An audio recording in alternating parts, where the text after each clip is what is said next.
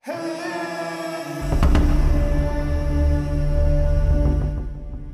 sahabat Jari Pelawi Chess. Selesai sudah quarter final. Sudah memasuki game yang kedua. Magnus Carlsen versus Domara Jegukes. Salah satu dari pemain akan pulang.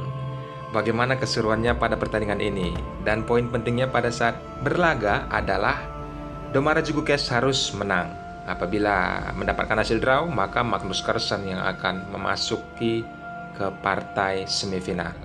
Langsung saja, Magnus Carlsen memegang bidak putih dan Domara Jegukes memegang bidak hitam. Selamat menyaksikan dan siapkan konsentrasi tinggi.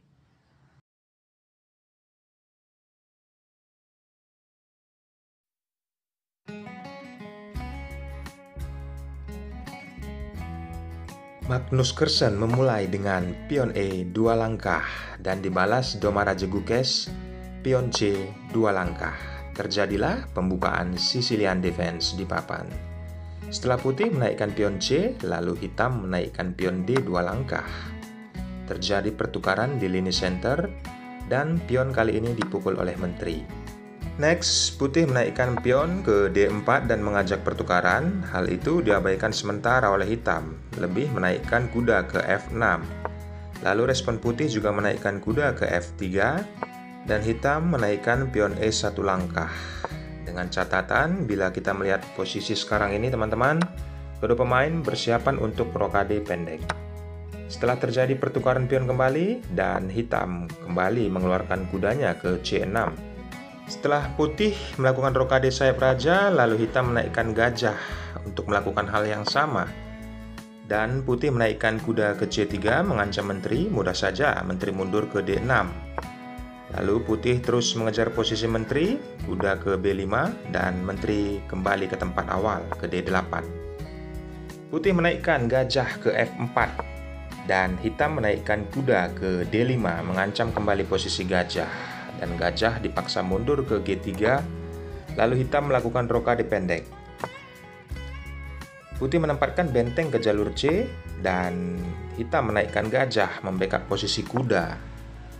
Lalu kuda mundur dan mengajak pertukaran, tetapi hitam mengabaikan sementara, menaikkan menteri ke B6. Putih menaikkan kembali gajah dan mengancam posisi kuda, lalu kuda mundur ke F6. Lagi-lagi di sini teman-teman, apabila kita memperhatikan langkah yang dilakukan oleh Magnus Carlsen ataupun putih berupaya untuk melakukan pertukaran dan menginginkan pertandingan endgame. Poin pentingnya teman-teman, pada saat di ronde yang ke-6 game yang kedua ini, Magnus Carlsen hanya memerlukan hasil seri ataupun draw. Nah, setelah menteri turun kembali, sudah 2 kali ya hitam melakukan hal itu. Menteri menempatkan posisi ke awal, dan kali ini setelah gajah mengancam kuda, menteri kembali naik. Hal ini yang dilakukan oleh Magnus Carlsen membuat konsentrasi hitam menjadi pecah, karena beberapa kali diganggu dan melakukan pergerakan berulang. Hanya melakukan pergerakan yaitu menteri. Setelah hitam menaikkan benteng ke jalur D5, langsung Magnus Carlsen mengambil kesempatan dan melakukan pertukaran ya, kuda dengan gajah. Lihat langkah berikutnya, putih menaikkan pion B1 langkah, dan hitam kembali memundurkan bentengnya ke D8. Setelah putih menggeser gajahnya ke H4, kali ini hitam menggeser kembali menterinya ke D5. Putih menggeser benteng ke jalur E, dan hitam menaikkan pion berusaha mengancam kuda. Terpaksa di posisi seperti ini, kuda mundur dan mengajak pertukaran kembali, tapi itu diabaikan dan gajah dinaikkan ke B7. Jelas saja, Magnus Carlsen sudah 2 kali mengajak pertukaran. Dan kesempatan lagi-lagi pertukaran itu terjadi sudah ketiga kali Magnus Carlsen menukarkan perwiranya. Jelas terlihat di sini teman-teman, karena dia hanya memerlukan hasil imbang, jadi sesederhana mungkin dia lakukan untuk pertukaran perwira. Benteng ditempatkan, hitam mengajak pertukaran benteng. Lihat teman-teman bagaimana putih ataupun Magnus Carlsen meresponnya, menaikkan pion H1 langkah. Jelas terlihat petak itu untuk penempatan kuda ke H2. Dengan kondisi ini, hitam tidak mempunyai banyak pilihan dan menggeser kembali menterinya ke G5. Lalu putih menaikkan kudanya karena sudah di-backup oleh pion yang ada di H3.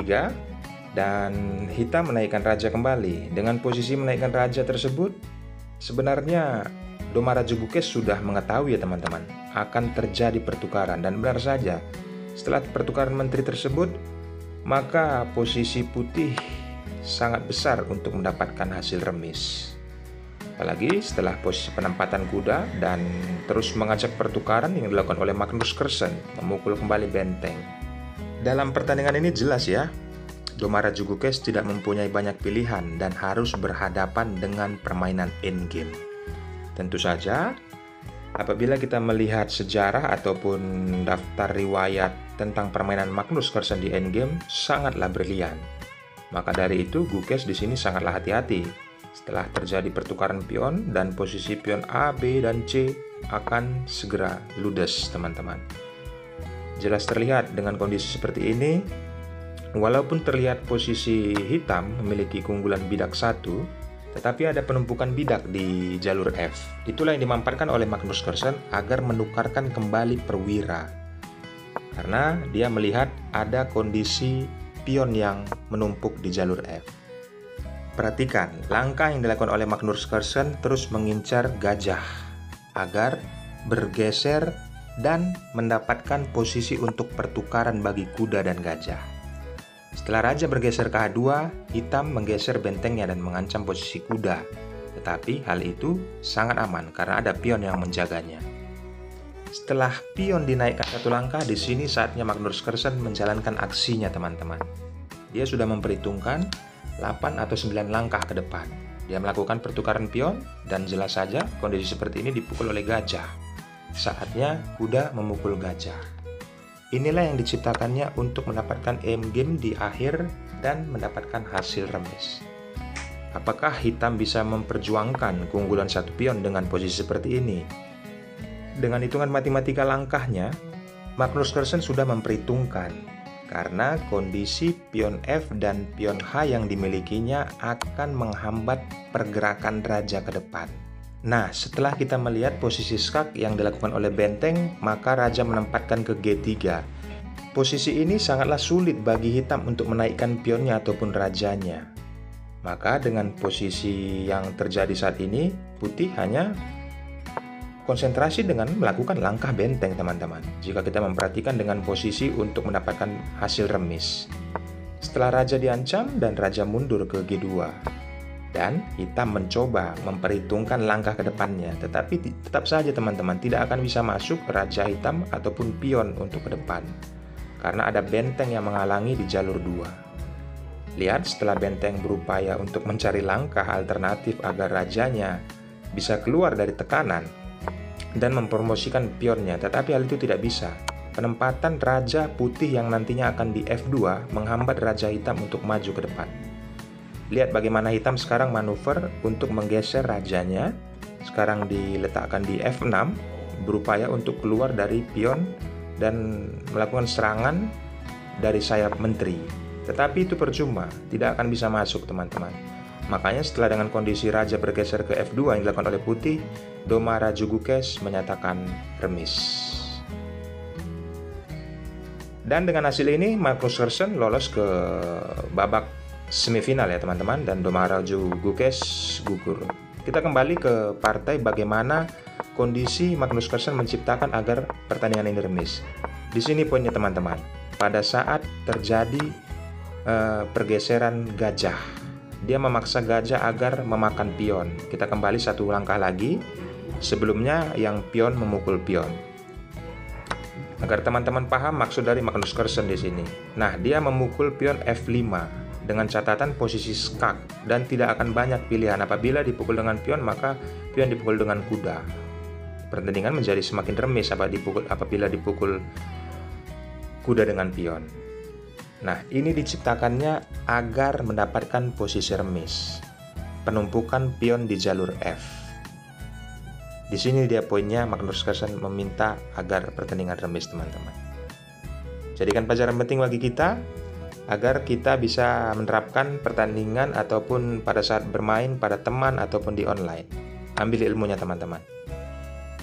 Demikian dulu video yang saya dapat berikan, dan jangan lupa like, comment, subscribe. Saya akan terus memberikan video-video unggulan dari pecatur dunia dan menganalisisnya sesederhana mungkin agar teman-teman bisa mendapatkan manfaatnya. Akhir kata, saya ucapkan thanks and God bless. Bye-bye.